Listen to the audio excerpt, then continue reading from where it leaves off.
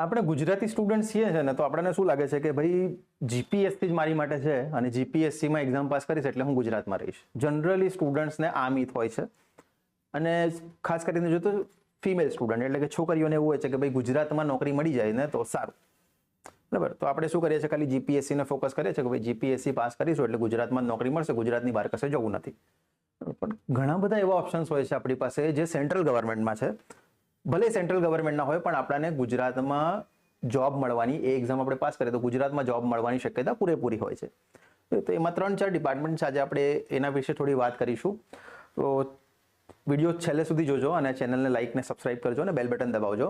Okay, તો ચાલો જાણીએ આમાં કઈ કઈ રિક્રુટમેન્ટ હોય છે કે જેના થ્રુ આપણે ગુજરાતમાં જોબ મળી શકે છે. ગવર્મેન્ટ જોબ અને એ પણ ગુજરાતમાં, અને અધર દેન જીપીએસસી. જીપીએસસી તો છે જ, હવે આપણે પ્રિપેરેશન કરીએ છીએ જીપીએસસીની. આઈટીઓ હોય, એઆરટીઓ હોય, એએમબીઆઈ હોય, વાયરલેસ પીએસઆઈ હોય કે નર્મદા એન્ડ કલ્ચર કે રોડ એન્ડ બિલ્ડિંગ હોય. તો આના જેવો જ સેમ ટેકનિકલ સિલેબસ હોય છે પણ એક્ઝામ અલગ હોય છે. એક્ઝામ કઈ છે આપણે જોઈએ. ચાલો, સૌથી પહેલા આવે છે આપણી પાસે ક્રિપ્કો. ક્રિપ્કો ક્યાં છે? તો ક્રિપ્કોનું જે એ છે ફેક્ટરી, એ ક્યાં છે? તો એ સુરતમાં છે, હજીરામાં.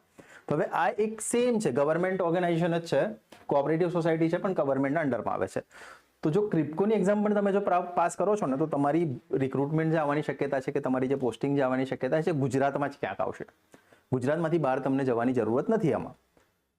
બરાબર, તો ક્રિપ્કોની એક્ઝામ આવે છે, એના માટેનો વિડીયો પણ આપણે અહીંયા આપણી ચેનલ પર મૂકેલો છે. બરાબર, AJE બાય એક્યુમેન પર જશો તમે તો તમને અહીંયા દેખાશે ક્રિપ્કો જુનિયર ટેકનિશિયનની રિક્રુટમેન્ટ. એવું સેમ છે બીજું ONGC, oil and natural gas commission. હવે જનરલી આપણને એવું લાગે કે ઓએનજીસી છે એટલે ઇન્ડિયામાં આપણને ક્યાં પણ મૂકી શકે, પણ નહીં. ઓએનજીસીમાં અમુક જે રિક્રુટમેન્ટ આવે છે, જુનિયર એન્જિનિયર હોય કે અસિસ્ટન્ટ એન્જિનિયર હોય, તો એમાં જે રિક્રુટમેન્ટ થાય છે એમાં એ લોકો સિલેક્ટ કરે છે ઝોન વાઇઝ કે હવે આપણે ઓએનજીસી છે તો અમદાવાદ છે, વડોદરા છે, તો આટલી જગ્યા પર આપણે એ લોકો આપણને રિક્રુટ કરી શકે છે. તો ઓએનજીસી પણ એક એવી રિક્રુટમેન્ટ છે કે જેનો આપણે ગુજરાતમાં જ આપણને જોબ કરવા મળી શકે છે. તો એનો પણ વિડીયો આપણે અહીંયા નાખેલો છે, તમે જોશો તો અહીંયા ઓએનજીસી. બરાબર, તો આ બધા વિડીયોઝ આપણી ચેનલ પર છે જ ઓલરેડી, પણ તમે જોવાનો ટ્રાય નથી કરતા. તો એ જો આપણા ચેનલ પર ઘણા બધા વિડીયોઝ છે જે તમને કામ લાગી શકે છે. પછી થર્ડ જોઈએ તો આપણી પાસે એક આવે છે રેલવેઝ.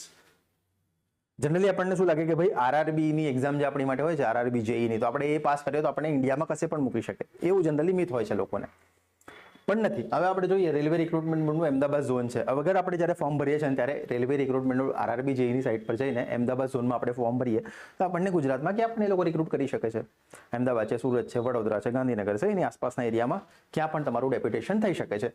તો આવી ઘણી બધી એક્ઝામ્સ હોય છે કે જેમાં આપણને ગુજરાતની બહાર જવાની જરૂર નથી. આપણે ગુજરાતી એઝ એ ગુજરાતી શું હોય છે કે આપણે ગુજરાત સ્ટેટ છે, સેફ છે, છોકરીઓ માટે સ્પેશિયલી કે સેફ છે, તો આપણે ગુજરાતમાં જ રહીએ તો મજા આવે, ઘરની આસપાસ કે બધું, આપણને બહાર નથી જવું. એટલા માટે આપણે શું કરીએ છીએ કે આવી બધી રિક્રુટમેન્ટ પર ધ્યાન નથી આપતા. આરઆરબી હોય, ઓએનજીસી હોય, ક્રિપ્કો હોય, તો આપણે ત્યાં બધી ધ્યાન વધારે આપતા નથી. અને એની માટે શું થાય છે કે આપણે એ ફોર્મ નથી ભરતા અને આપણે તે એક્ઝામમાં અપિયર નથી કરતા. જ્યારે જો આપણે ટ્રાય કરીએ ને અપિયર થવાનો તો આપણે ડેફિનેટલી પાસ થઈ શકે. અમારા ઘણા બધા સ્ટુડન્ટ છે જે ગેટની પ્રિપેરેશન કરે છે, એના પછી જીપીએસસીમાં પણ એક્ઝામ્સ આપે છે, અને આવી રીતે ક્રિપ્કો છે, ઓએનજીસી છે, આરઆરબી છે, એ એક્ઝામ આપીને પણ સેન્ટ્રલ ગવર્મેન્ટમાં સિલેક્ટ થાય છે. સ્ટેટ ગવર્મેન્ટમાં તો ફાયદો છે જ છે, પણ ભાઈ સેન્ટ્રલ ગવર્મેન્ટની એક્ઝામમાં પણ જો તમે પાસ થાવ ને તો એના કરતાં બેટર બેનિફિટ્સ તમને મળે છે, અને એ પણ ગુજરાતમાં રહીને જ. ગુજરાતની બહાર જવાની જરૂર નથી એમાં, સમજા? તો આવા ઘણા બધા વિડીયોઝ છે આપણી ચેનલ પર. AJE બાય એક્યુમેન પર તમે જશો, JEE બાય એક્યુમેન, તો તમને અહીંયા ઘણા બધા રિક્રુટમેન્ટના વિડીયોઝ જોવા મળશે. બરાબર, અહીંયા જો તમને જોશો તો ઓએનજીસીનું છે, ક્રિપ્કોનું છે, ઘણા બધા ડિટેલ્સ વિડીયો આપણને પાસે ટેકનિકલ રિક્રુટમેન્ટના પડેલા છે. તો આ બધા જ વિડીયોઝ જોવો જઈને તમને ખબર પડશે કઈ કઈ રિક્રુટમેન્ટ આવે છે, ક્યારે આવે છે, શું ને બધું જ ઇન્ફોર્મેશન આપણે તરત જ નાખતા હોય છે. એટલા માટે બેલ બટન શ્યોર હિટ કરજો. બેલ બટન હિટ કરશો તો અમારો જે પણ વિડીયો અપલોડ થાય છે ને ચેનલ પર, એ તમને તરત જ જોવા મળશે. ઓકે, ચાલો, થેન્ક યુ વેરી મચ આ વિડીયો જોવા બદલ, અને આ વિડીયોને મેક્સિમમ લોકો સાથે શેર કરજો. Thank you very much.